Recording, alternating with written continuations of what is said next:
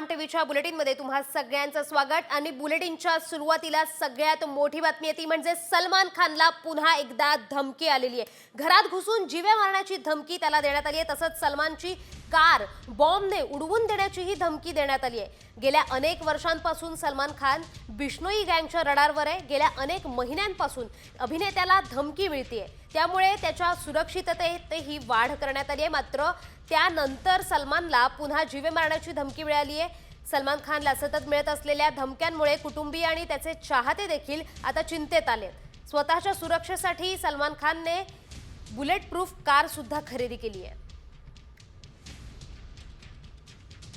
तर सलमानला गोल्डी ब्रारच्या नावाने धमकीचा ईमेल आला होता, ज्यामध्ये त्याला समोरासमोर भेटण्यास सांगितलं होतं। ही मार्च 2023 मध्ये घडलेली घटना आहे। त्यानंतर एप्रिल 2023 मध्ये 10 एप्रिलला धमकीचा फोन आणि 30 एप्रिलला मारून टाकू अशी धमकी देण्यात आली होती।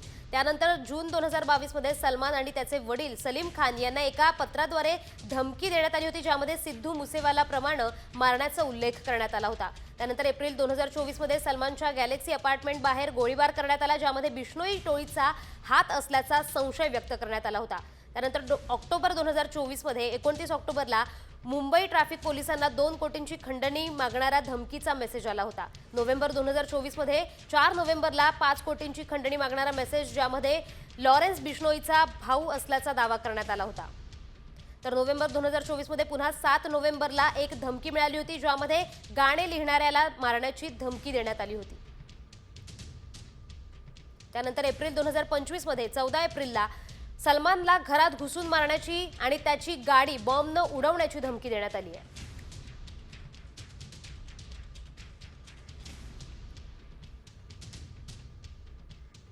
तर आता सलमान खानच्या सुरक्षिततेवर प्रश्नचिन्ह उभं राहिलंय, कारण वारंवार अशा धमक्या येत आहेत। त्यामुळे आता पुढच्या बातमीकडे आपण वळतोय। पुढची बातमी आहे राजकीय कोटातून। भाजप नेते चंद्रकांत पाटलांनी उद्धव ठाकरेंबद्दल एक मोठा दावा केलाय। ठाकरेंच्या शिवसेनेला सत्तेत यायचंय पण घेत नाहीयेत म्हणून राऊतांची शहांवर टीका करत असतात, असा दावा आता चंद्रकांत पाटलांनी केलाय।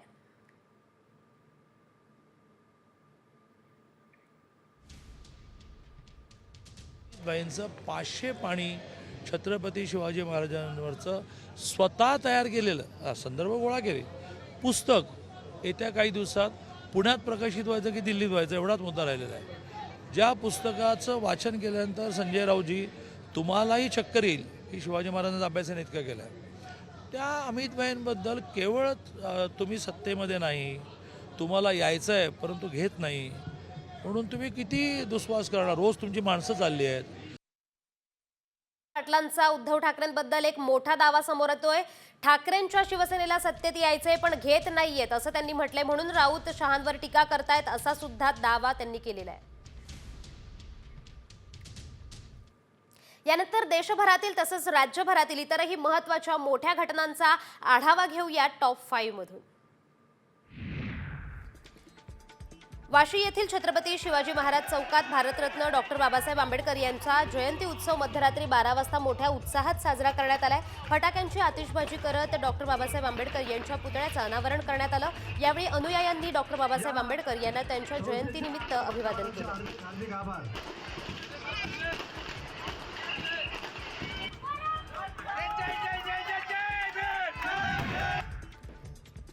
उल्हासनगरमध्ये भारतरत्न डॉक्टर बाबासाहेब आंबेडकर यांची आज 135वी जयंती साजरी होतीये। त्यांना अभिवादन करण्यासाठी रात्री 12 वाजता अनुयायांनी मोठी गर्दी केली आहे। उल्हासनगर महापालिकेच्या प्रांगणात बाबासाहेबांच्या पुतळ्याला वंदन करण्यासाठी हजारो अनुयायी जमले होते। त्यांच्या सोयीसाठी पोलीस प्रशासनाने चोख बंदोबस्त केला आहे।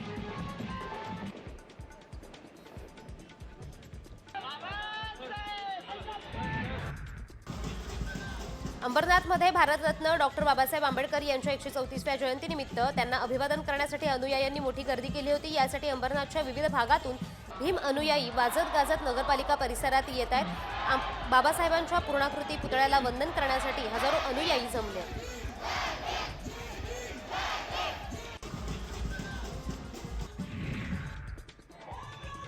महामानव भारतरत्न डॉक्टर बाबासाहेब आंबेडकर यांची जयंती मोठ्या उत्साहात मनमाडमध्ये साजरी होतीये।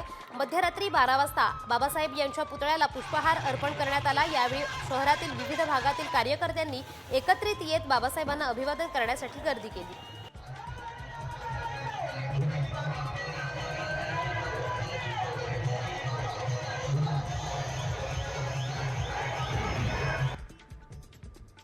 नागपुरात मध्यरात्री 12 वाजता डॉक्टर बाबासाहेब आंबेडकर यांची 134वी जयंती ढोल ताशाच्या गजरात साजरी करण्यात आली. महामानवाला अभिवादन करण्यासाठी पूर्वसंध्येला हजारोंच्या संख्येने भीम अनुयायी संविधान चौकात एकत्र आले होते. यावेळी संविधान चौकातील महामानवाच्या प्रतिमेला हार अर्पण करून अभिवादन करण्यात आलं.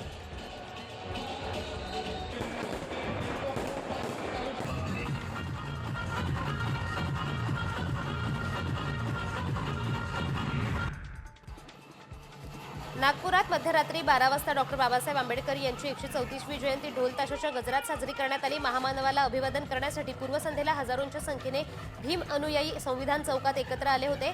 यावेळी संविधान चौकातील महामानवाच्या प्रतिमेला हार अर्पण करून अभिवादन करण्यात आलं.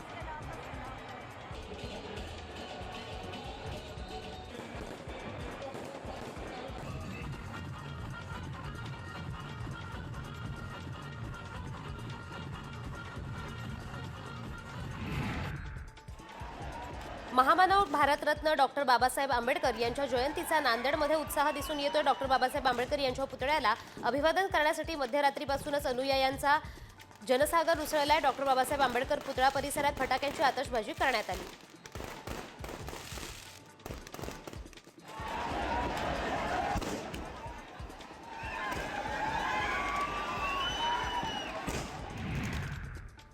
यानंतर दिवसभरातल्या टॉप 5 राजकीय घडामोडी पाहूया वेगवान स्वरूपात.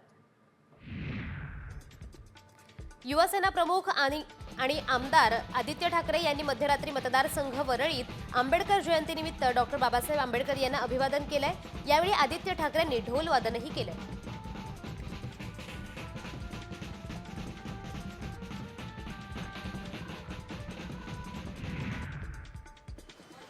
स्त्री शिक्षणाबाबत खासदार उदयनराजेंनी केलेल्या विधानावरून वकील गुणरत्न सदावर्तेंनी जोरदार टीका केली आहे. इतिहासाचा दाखला देण्यासाठी अभ्यास करावा लागतो असं म्हणत सदावर्तेंनी उदयनराजेंवर हल्लाबोल केलाय. तर उदयनराजेंनी इतिहास समजून सांगावा अन्यथा माफी मागावी असंही सदावर्ते म्हणाले.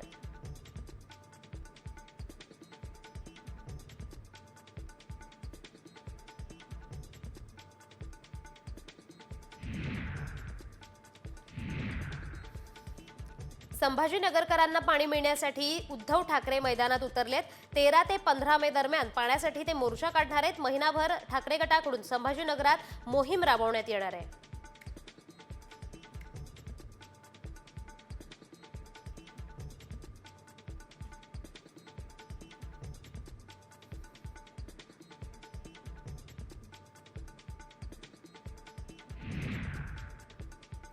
शिंदे अमित शहांच्या भेटीवर ठाकरे गटाने जोरदार टीका केली आहे. पुढच्या काही दिवसात काय होणार आहे याचे संकेत असल्याचं आदित्य ठाकरे यांनी म्हटलंय. तर महाराष्ट्राच्या भल्यासाठी ही भेट होती असं प्रत्युत्तर मंत्री उदय सामंत यांनी दिलंय.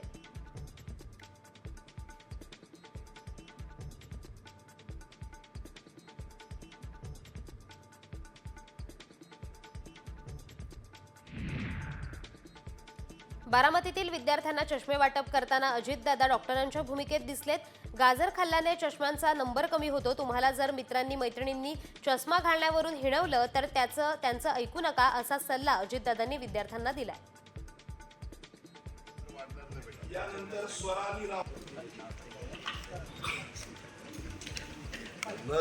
तशीच वाचायची आईला कधी म्हणली नाही. स्वराली राहुल किवरकर.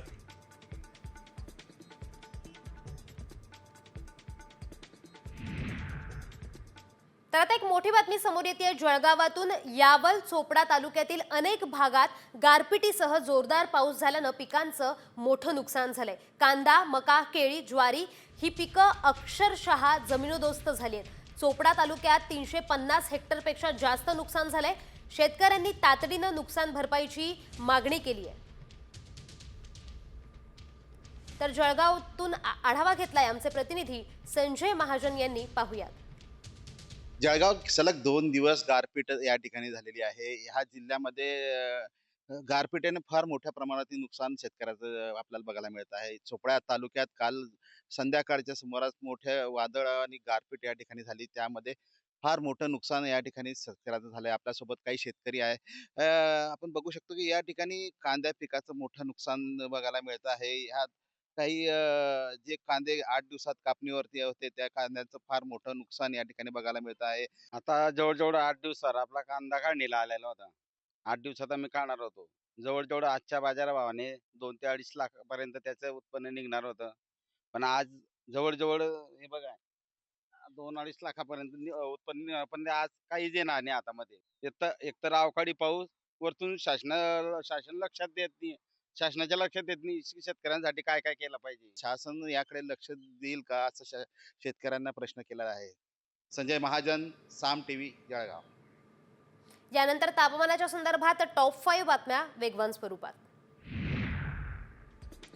मुरबाड तालुक्यात गारपिटीसह झालेल्या मुसळधार पावसाने हजेरी लावली आहे. आंबा पिकासह भाजीपाला कडधान्य पिकांचं मोठं नुकसान झालंय. अचानक आलेल्या पावसामुळे नागरिकांची तारांबळ उडाली आहे. तसंच काढणीला आलेलं आंबा पीकही खराब होण्याची शक्यता आहे.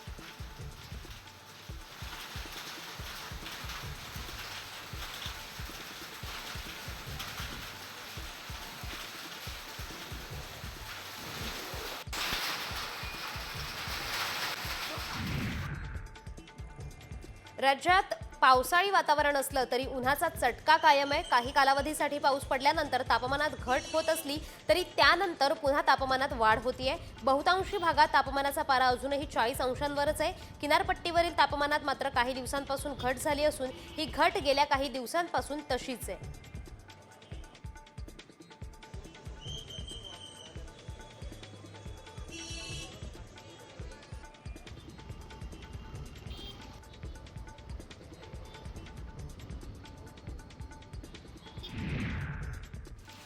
राज्याला गारपिटीसह अवकाळी पावसाचा तडाखा बसलाय. जळगाव, पुणे जिल्ह्याला अवकाळीनं झोडपलंय.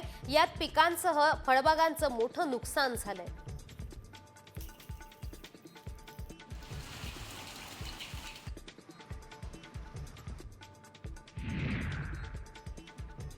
जळगाव जिल्ह्यात जोरदार अवकाळी पाऊस झालाय. चोपडा तालुक्यातील धानोरा, माचला परिसरात जोरदार गारपीट झाली आहे. यामुळे शेती पिकांचं मोठं नुकसान होण्याची शक्यता आहे. तसंच हवेत गारवा निर्माण झाल्याने उकाड्यापासून नागरिकांना दिलासा मिळाला आहे.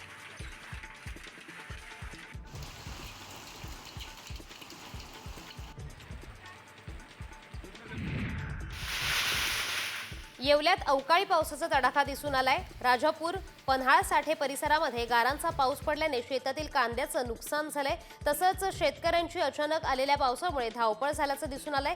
रोज पडणाऱ्या अवकाळी पाऊस आणि गारपिटीने बळीराजा धास्तावलाय.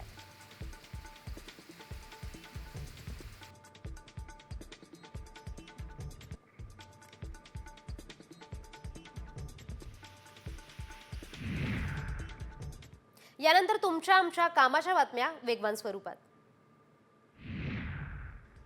राज्यातील 80% शेतकऱ्यांना डिसेंबर 2026 पर्यंत वर्षभर 12 तास मोफत वीज उपलब्ध करून दिली जाणार आहे. मुख्यमंत्री देवेंद्र फडणवीस यांनी वर्ध्यातील आर्वी इथं ही मोठी घोषणा केली आहे. तसंच येत्या 5 वर्षात राज्यातील सामान्य नागरिकांचं वीज बिलही दरवर्षी कमी होईल असंही त्यांनी सांगितलंय.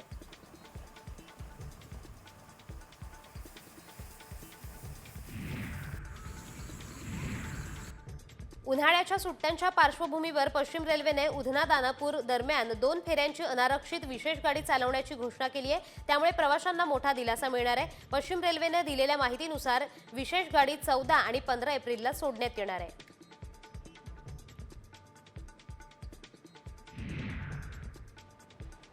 जळगाव जालना या नवीन रेल्वे मार्गाच्या कामासाठी जालना भोकरदन नंतर आता जळगावातून वेग आलाय. या मार्गावर 17 रेल्वे स्थानक असणार आहेत. यात जिल्ह्यातील 6 स्थानकांचा समावेश असेल. रेल्वे प्रशासनाकडून या मार्गासाठी बांधकाम विकास आराखडा तयार करण्यात आलाय. या रेल्वे मार्गासाठी 7,105 कोटी 43 लाख रुपये खर्च होणार आहे.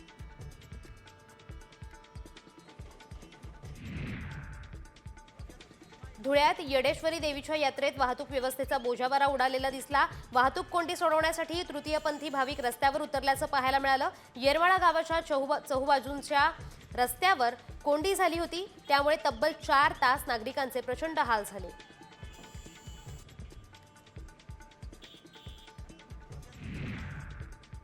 शिधापत्रिकेत चुकीची माहिती देणाऱ्या शिधापत्रिका रद्द केल्या जाणार आहेत. याच अनुषंगाने पालघर जिल्ह्यात अपात्र लाभार्थ्यांची शोधमोहीम सुरू करण्यात आली आहे. नागरिकांनी याला सहकार्य करावं असं आवाहन पुरवठा विभागानं केलं.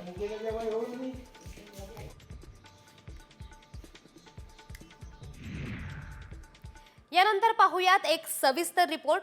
जे काम आत्तापर्यंत फक्त अनुभवी डॉक्टरांच्या हातून होत होतं ते काम आता यंत्रही करू शकतायत.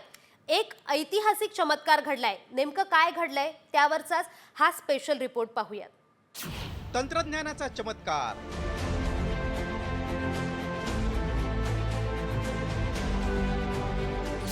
एआयच्या मदतीनं बाळाचा जन्म.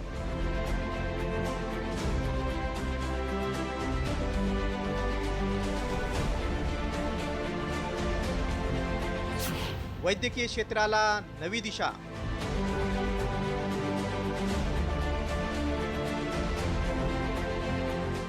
विज्ञानाच्या कथा आता प्रत्यक्षात उतरत आहेत. जे काम आतापर्यंत फक्त अनुभवी डॉक्टरांच्या हातून होत होतं ते आता यंत्रेही करू शकतात. असाच एक ऐतिहासिक चमत्कार नुकताच घडलाय. जगात पहिल्यांदा पूर्णपणे स्वयंचलित IVF सिस्टीम आणि कृत्रिम बुद्धिमत्तेच्या म्हणजेच एआयच्या मदतीनं एका बाळाचा जन्म झालाय. चला जाणून घेऊया हा चमत्कार कसा घडला.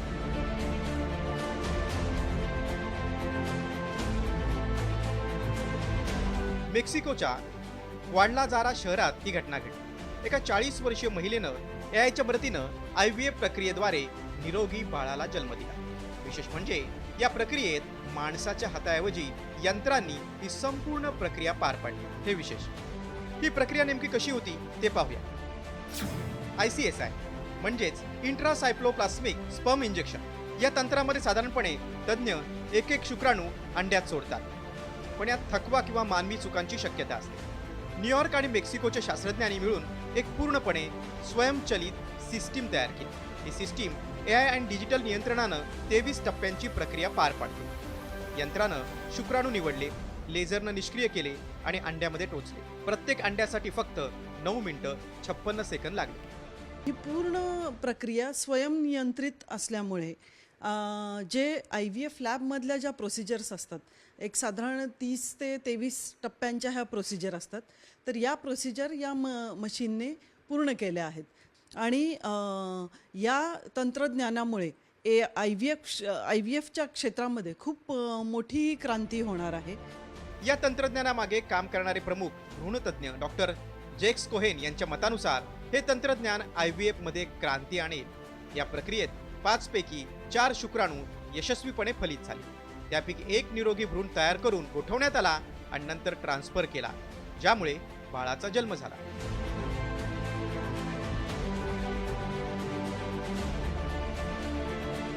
डॉक्टरांचं म्हणणं आहे की भविष्यात हे तंत्रज्ञान आणखी वेगवान आणि प्रभावी होईल. यामुळे IVFचा खर्च कमी होऊ शकतो, यशस्वीतेचा दर वाढू शकतो आणि जगभरातील लाखो दाम्पत्यांना संतान प्राप्तीची नवी आशा मिळू शकते.